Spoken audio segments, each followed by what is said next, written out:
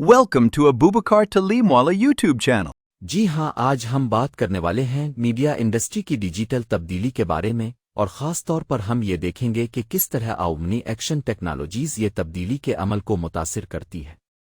یہ ایک بہت اہم موضوع ہے کیونکہ میڈیا انڈسٹری کو بہت سی چیلنجز کا سامنا ہے جب یہ ڈیجیٹل دنیا میں اپنی جگہ بنانے کی کوشش کر رہی ہے۔ میڈیا انڈسٹری پچھلے کئی دہائیوں میں بہت سی تبدیلیوں سے گزر رہی ہے۔ ڈیجیٹل ٹیکنالوجیز نے روایتی کاروباری ماڈلز، کنیکٹ کریکشن کے عمل اور ڈسٹریبیوشن چینلز کو بدل دیا ہے۔ لیکن میڈیا انڈسٹری میں ڈیجیٹل تبدیلی کا مطلب ٹیکنالوجی کا استعمال نہیں ہے، بلکہ آرگنائزیشنل کیپبلٹیز، کلچر اور اسٹریٹجک اورینٹیشن میں ایک بنیادی تبدیلی ہے۔ لہٰذا ہم دیکھیں گے کہ عوامی ایکشن ٹیکنالوجیز کس طرح ڈیجیٹل تبدیلی کے عمل کو متاثر کرتی ہے۔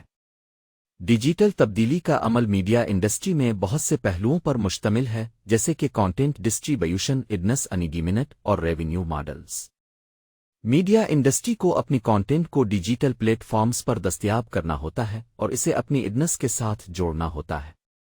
لیکن اس کے لیے آرگنائزیشنل ریسٹرکچرنگ، کیپبلٹی ڈیولپمنٹ اور اسٹریٹجک ری اورینٹیشن کی ضرورت ہوتی ہے۔ عوامی ایکشن ٹیکنالوجیز ایک بہت اہم کردار ادا کرتی ہیں میڈیا انڈسٹری کی ڈیجیٹل تبدیلی کے عمل میں۔ یہ ٹیکنالوجیز میڈیا انڈسٹری کو اپنی کانٹینٹ کو ڈیجیٹل پلیٹ فارمز پر دستیاب کرنے میں مدد کرتی ہے اور اسے اپنی ایڈنس کے ساتھ جوڑنے میں بھی مدد کرتی ہے۔ لہٰذا ہم دیکھیں گے کہ عوامی ایکشن ٹیکنالوجیز کس طرح میڈیا انڈسٹری کی ڈیجیٹل تبدیلی کے عمل کو متاثر کرتی ہے۔ ڈیجیٹل تبدیلی کے نتیجے میڈیا انڈسٹری میں بہت اہم ہیں۔ میڈیا انڈسٹری کو اپنی کانٹینٹ کو ڈیجیٹل پلیٹ فارمز پر دستیاب کرنے کے لیے اور اپنی ایڈنس کے ساتھ جوڑنے کے لیے ڈیجیٹل تبدیلی کی ضرورت ہوتی ہے۔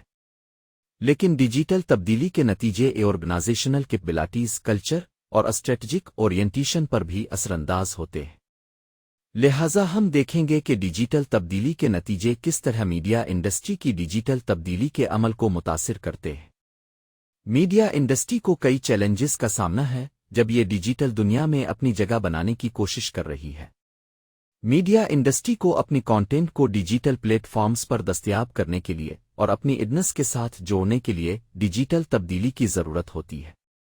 لیکن میڈیا انڈسٹری کو آرگنائزیشنل ریسٹرکچرنگ، کیپبلٹی ڈیولپمنٹ اور اسٹریٹجک ری اورینٹیشن کی بھی ضرورت ہوتی ہے۔ ڈیجیٹل تبدیلی کے لیے مستقبل کی رہنمائی میڈیا انڈسٹری کے لیے بہت اہم ہے۔